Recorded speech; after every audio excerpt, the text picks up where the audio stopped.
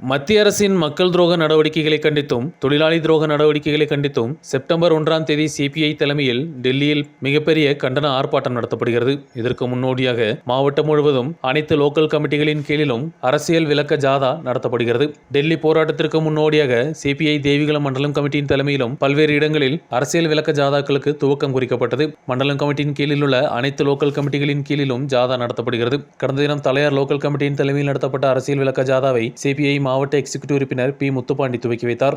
தொடர்ந்து மாலை நடைபெற்ற நிறைவு நிகழ்ச்சியை சிபிஐ மாவட்ட எக்ஸிகியூட்டிவ் உறுப்பினர் டி. கணேசன் துவக்கி வைத்தார். கூடாரவளியில் நடைபெற்ற ஜாதா சைலண்ட் வேலி 2வது டிவிஷனில் தொடங்கியது.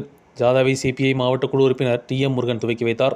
தொடர்ந்து பல்வேறு இடங்களில் வரவேற்பை பெற்றுக்கொண்டு ஜாதா கூடாரவளியில் நிறைவு பெற்றது. நிறைவு நிகழ்ச்சியை சிபிஐ மாவட்ட குழு உறுப்பினர் எம். கோவிந்தசாமி துவக்கி வைத்தார். சிபிஐ மண்டலம் செயலாளர் அட்வொகேட் சந்திரபால் வாழ்த்துரையாற்றினார். ஜாதாவில் மகிழா சங்க மாவட்ட தலைவர் சாந்தி முருகன், பன்னீர்செல்வம் மற்றும் பலர் பங்கெடுத்தனர். வரும் நாட்களிலும் பல்வேறு இடங்களில் ஜாதாக்கள் நடத்தப்படும் என்றும் தலைவர்கள் தெரிவித்தனர். News bureau, Munnar.